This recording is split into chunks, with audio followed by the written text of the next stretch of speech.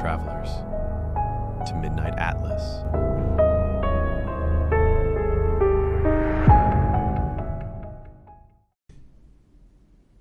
Okay, imagine this for a second. You wake up, middle of the night, pitch black. Your eyes are open, you're totally aware, but you can't move. Not a finger, not a toe. You're just frozen. Yeah, that feeling of being trapped in your own body. Exactly. And then maybe out of the corner of your eye, maybe looming right over you, there's something, a figure. Just this dark, dark shape watching you. Or even the sensation of something heavy on your chest, making it hard to breathe. It's like a classic description. It's absolutely primal terror. We're talking about sleep paralysis. But what really gets people, what truly chills them, are these shadowy figures that often show up. And there's one in particular that keeps getting reported worldwide, the Hat Man. So today, that's our deep dive. We're looking into this whole phenomenon, the ancient stories, the folklore, but also the modern science trying to explain it. We want to help you understand why these encounters feel so unbelievably real. Yeah, and explore what different cultures and researchers think might actually be going on. It's this amazing intersection of brain science, psychology, and frankly, really old human fears. Right. So for this, we've looked at a whole range of stuff, haven't we? Oh yeah. Everything from scientific papers on sleep cycles and hallucination mechanisms to historical accounts of night terrors, psychological case studies, and even, paranormal investigations, trying to get that full picture. Okay, so let's start with the basics then. What exactly is sleep paralysis, fundamentally? Well, at its core, it's that state we mentioned. Your mind wakes up, but your body hasn't quite gotten the memo yet. It's still in the paralysis mode that's normal for a specific part of sleep. Okay, so being paralyzed during sleep is normal. That sounds weird. It does, but it's actually crucial. During REM sleep, rapid eye movement sleep, where you have your most vivid dreams, your brain actively inhibits your muscles. It sends out signals saying, basically, don't move. So you don't, jump out of bed acting out a dream where you're flying or fighting? Exactly. It's a safety feature.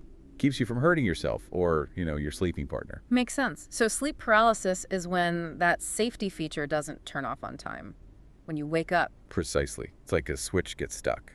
The paralysis that should end the moment you transition from REM to wakefulness just lingers. So you're conscious, aware of your surroundings, but completely unable to move. And how long does that usually last? It must feel like forever. It definitely feels like forever to the person experiencing it, but typically it's anywhere from a few seconds to maybe a few minutes.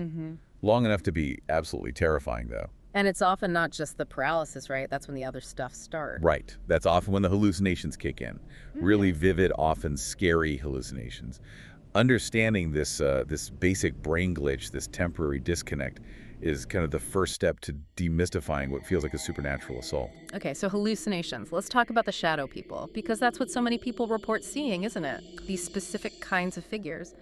Yeah, they're probably the most commonly reported visual during sleep paralysis. People describe them as these tall, dark, human-like shapes, sometimes just silhouettes, sometimes described as black earth and black, almost like a void. Creepy. Any other common features? Sometimes glowing red eyes are mentioned. Yeah. Or, as we said, hats. Yeah. They often just stand there, watching, hovering, which is terrifying in itself.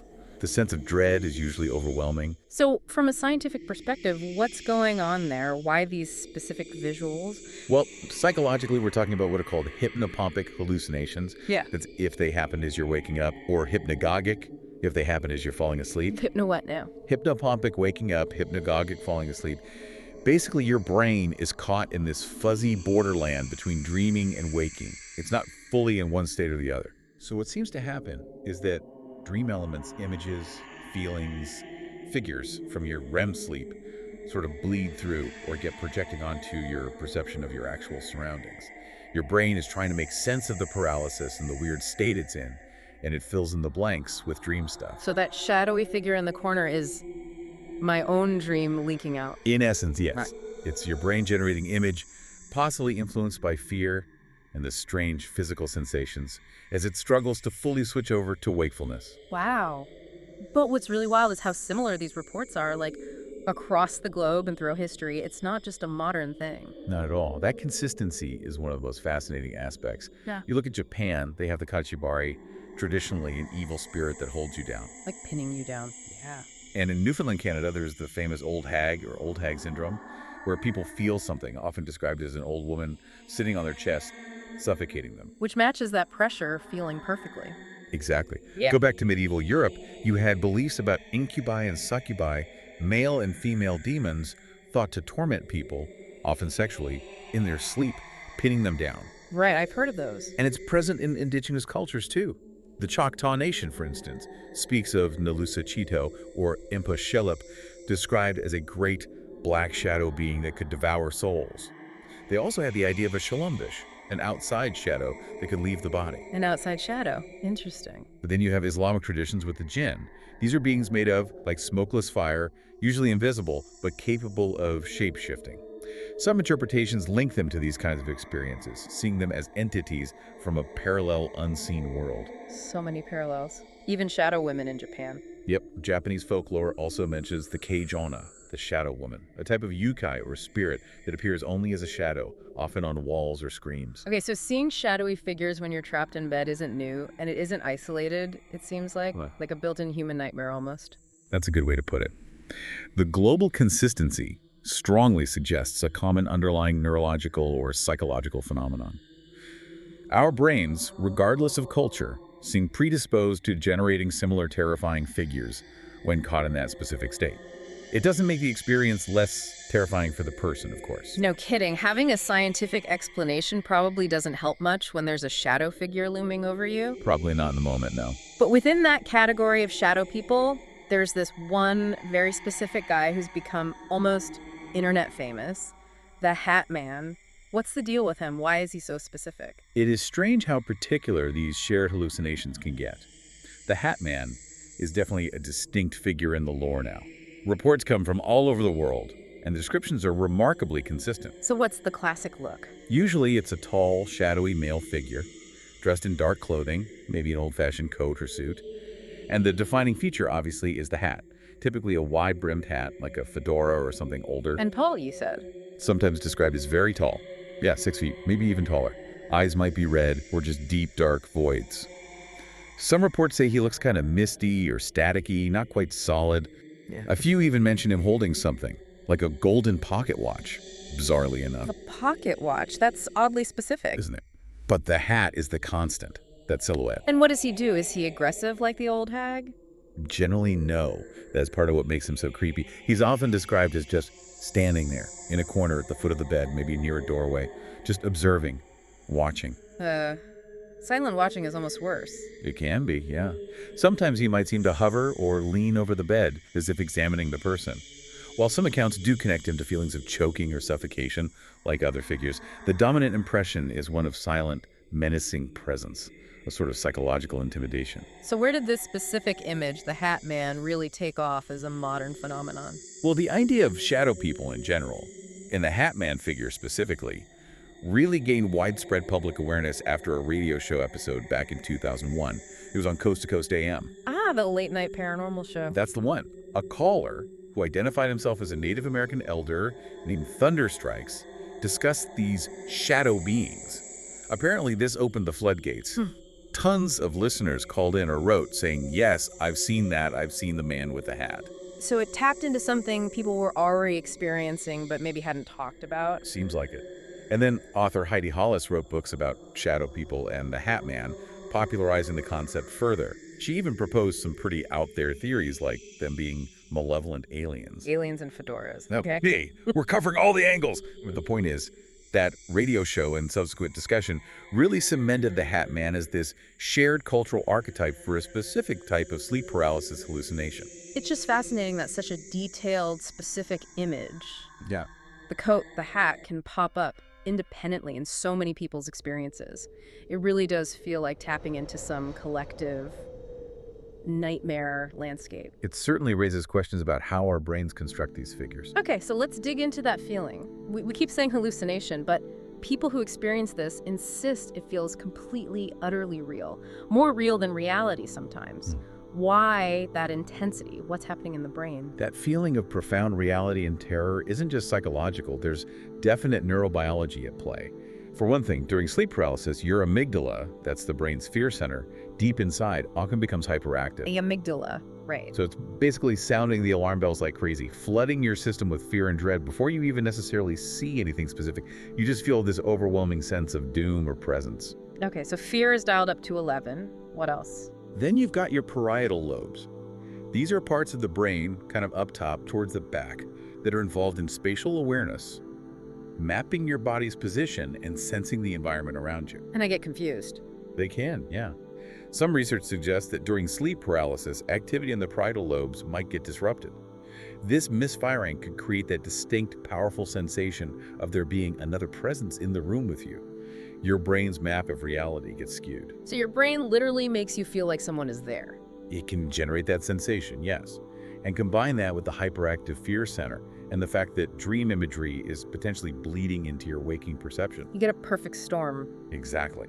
Body frozen, fear maxed out, brain misinterpreting spatial cues, and potentially projecting dream monsters into the room. It's a recipe for pure, unadulterated horror.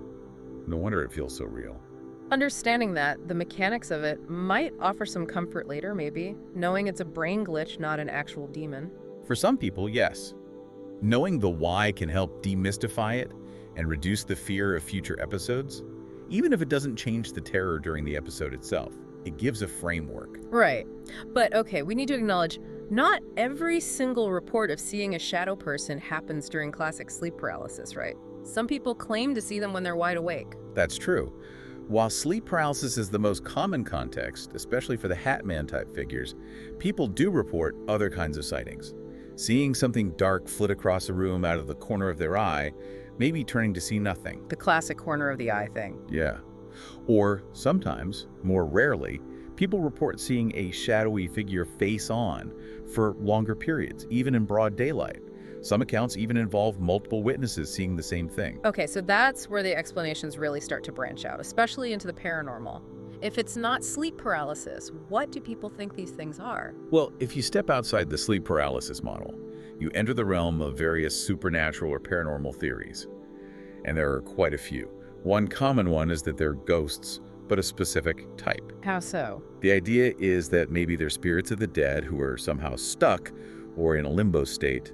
They don't have enough energy or perhaps the right conditions to manifest as a full, detailed apparition, so all you see is their basic shape, their shadow.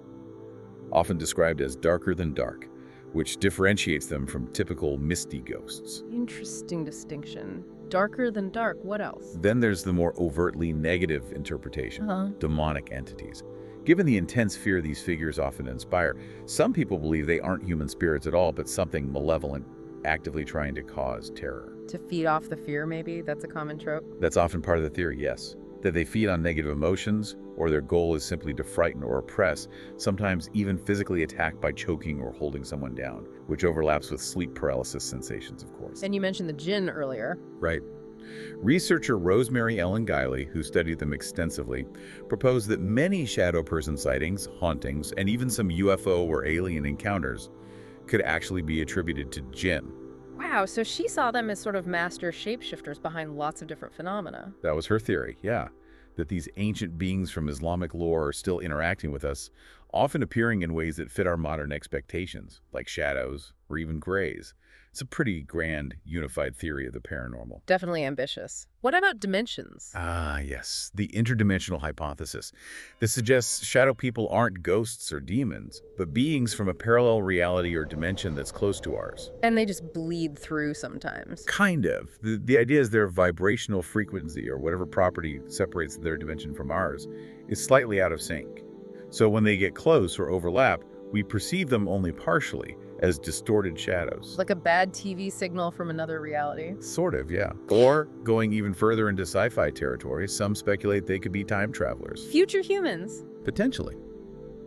Observing us from the future, but using some technology or method that keeps them slightly phased out of our time stream to avoid paradoxes, appearing only as fleeting shadows. Okay, that's a new one on me. Fedora-wearing time travelers. It's out there. Another theory involves astral projection. Out-of-body experiences. Exactly. Some believe shadow people could be the astral bodies or consciousness of people who are asleep and having an OBE, or maybe deep in meditation. They appear as indistinct shadows to others and maybe vanish quickly if noticed because the projector gets startled and snaps back to their physical body. So my neighbor's astral self is creeping around my room, comforting. Well, it's one theory. And finally, of course, the extraterrestrial angle is always there, especially post-Heidi Hollis. Aliens using cloaking tech or projecting psychic images that appear shadowy. Some alien abduction accounts do mention encounters with shadow-like beings beforehand. Man, that's a lot of possibilities. Ghosts, demons, jinn, interdimensional beings, time travelers, astral projectors, aliens. It really covers the gamut, doesn't it? It shows how much we want to find some explanation for these deeply unsettling experiences, drawing on whatever framework makes sense to us, whether it's ancient folklore or sci-fi concepts. Okay, so putting the paranormal theories aside for a moment, what about the more down-to-earth scientific or psychological explanations for sightings that happen outside of sleep paralysis? When someone is just, walking around. Right. For those waking sightings, science offers several potential explanations too, often much less exotic. The simplest is often optical illusions or basic misperception. Like seeing faces in clouds. Exactly, that's pareidolia. Our brains are hardwired to find patterns, especially human-like shapes or faces, even in random visual noise. In low light or when we're tired or anxious, it's very easy for the brain to interpret a pile of clothes, a coat on a hook, or just complex shadows as a person standing there. Especially in your peripheral vision, right? That seems key. Absolutely. Yeah. Our peripheral vision is great at detecting motion, but terrible with details and shapes. So a flicker of movement, a curtain swaying, a car's headlight sweeping past a window can register peripherally as something moving. And our brain might initially interpret that as a figure before we turn and look properly. And then nothing's there, because it was just a shadow. Precisely. And don't underestimate the power of suggestion or expectation. If you're already spooked or in a place you think is haunted or just generally anxious, your brain is kind of primed to interpret ambiguous stimuli as potential threats. You're more likely to see something scary. Okay, so misperception, pareidolia, peripheral vision tricks. What else? Then we get into altered states of consciousness, even mild ones. We mentioned drug use before, specifically stimulants like methamphetamine. Prolonged use and sleep deprivation very commonly lead to hallucinations of shadow people, often described as watching or following the user. So that's mites and shadow people. Yeah, it's a well-documented side effect. But it's not just illicit drugs. Certain prescription or over-the-counter drugs, particularly deliriants like high doses of diphenhydramine, the stuff in Benadryl, can cause incredibly realistic hallucinations of people, spiders, and yes, shadowy figures. Some Hatman reports have actually been linked to Benadryl abuse. Seriously? At very high, non-therapeutic doses, yes. Yeah. It shows how profoundly brain chemistry can alter perception. And even without any substances, severe sleep deprivation alone can cause what are called waking dreams or microsleeps, where dreamlike imagery, potentially including shadowy figures, can intrude into wakefulness. So being utterly exhausted could be enough. It certainly can contribute. The bottom line here is that various altered brain states, chemical, fatigue-induced, illness-related, can definitely generate convincing apparitions. Are there specific medical or mental health conditions linked to this too? Yes, certain conditions can involve visual hallucinations. Psychotic disorders like schizophrenia or bipolar disorders sometimes feature hallucinations, which can be fleeting, shadowy, and appear in the periphery, matching some shadow people descriptions. Okay. And it's not just mental health. Certain neurological events can trigger things like this. Complex migraines, sometimes called Alice in Wonderland syndrome, can distort perception and cause hallucinations. Small seizures in the occipital lobe, the brain's visual processing center, could potentially cause someone to see shapes or figures that aren't there. Wow. Even environmental factors. There's some research, though it's debated, suggesting that exposure to unusual electromagnetic fields, EMFs, or even infrasound, very low frequency sound, might affect brain function and potentially trigger feelings of presence or odd visual phenomena in susceptible individuals. Carbon monoxide poisoning is another known cause of hallucinations. So a whole host of potential internal causes, basically. From the scientific viewpoint, yes. Many, perhaps most, reports of shadow people, especially those outside of clear sleep paralysis, are likely products of our own brains and perceptual systems, ranging from simple misinterpretations of shadows all the way to complex neurological events or altered states. It's an internal versus external debate. Right. Now, whether you think it's internal or external, people who experience this stuff often really want proof. They want evidence. Which brings us to ghost hunting. How do paranormal investigators typically try to capture evidence of shadow people? They generally approach shadow people, much like they approach other suspected ghosts or entities, using a standard toolkit. EMF meters are very common, looking for unexplained spikes in electromagnetic fields based on the theory that spirits interact with or emit energy. Okay, the trusty EMF meter. What else? Digital thermometers to detect sudden, localized cold spots, another classic sign associated with hauntings. And cameras, of course. Night vision cameras, full spectrum cameras, thermal cameras, all trying to capture an image of something the naked eye might miss. Some investigators claim to have caught fleeting dark shapes on video this way. Fleeting being the key word, I imagine. Often, yes. Audio recording is huge too, trying to capture EVPs, electronic voice phenomena. These are purported spirit voices or sounds picked up on recordings that weren't heard at the time. Maybe a whisper, a footstep, something related to the shadow figure. Trying to get them to talk back. Essentially. Motion sensors are also used, setting up infrared beams or placing trigger objects like balls or powder, hoping the entity will move them or set off the sensor, proving its presence and movement. Are there more sort of old school methods still used? Oh yeah. Simple vigils, just sitting in the dark, observing, waiting. Flash photography, hoping to catch something anomalous in the picture. Sometimes more esoteric methods like Ouija boards or seances, attempting direct communication. And creative ideas like using fog machines or sprinkling flour or baby powder, hoping the entity's form might disturb the mist or leave tracks. Trying anything to make the invisible visible. That's the goal, yeah. The drive for tangible proof is really strong. But we have to add the caveat here. Mainstream science doesn't really buy into ghost hunting methods, does it? No, generally not. From a scientific perspective, ghost hunting is considered pseudoscience. The methodologies aren't typically rigorous or controlled, and the evidence gathered, EMF spikes, cold spots, EVPs, photos of orbs or shadows, almost always has potential mundane explanations, like faulty equipment, natural environmental fluctuations, pareidolia, or outright misinterpretation. Reproducible, verifiable proof remains elusive. So the scientific community remains largely unconvinced. Correct. But that doesn't stop investigators or experiencers. That human desire to understand something deeply mysterious and personal, especially something frightening, keeps people searching for answers, whether science accepts their methods or not. It's about validating the experience. So, wrapping this all up then, shadow people, the Hat Man, they really do remain this kind of enduring enigma, don't they? Sitting right on that blurry line between what science can explain about our brains and sleep and what still feels deeply mysterious or even supernatural. Absolutely. They inhabit this fascinating space between the neurological and the numinous, the physical and the phantasmal. And what's crucial to remember, I think, is that even if the explanation is entirely neurological, the terror, the feeling of reality during the experience is 100% real for the person going through it. Yeah, that subjective reality is undeniable. And that blurred line between dream, hallucination, and what might be out there, that's something humans have clearly grappled with for centuries. It really speaks to the limits of our perception and maybe the hidden potentials or glitches within our own consciousness. And maybe what you ultimately choose to believe about shadow people says a lot about your own worldview, doesn't it? That's a great point. Do you find the answers in the incredible complexity of the human brain and its capacity to create vivid internal realities? Or do you look outwards towards possibilities like spirits, other dimensions, or things we just don't understand yet? It could be like a mirror. So a final thought for you, listening right now.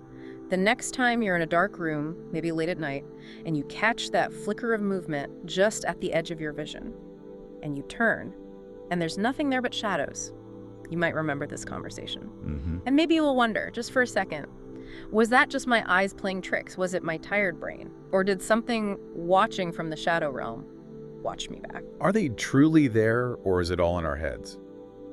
The debate definitely continues. But what do you choose to believe?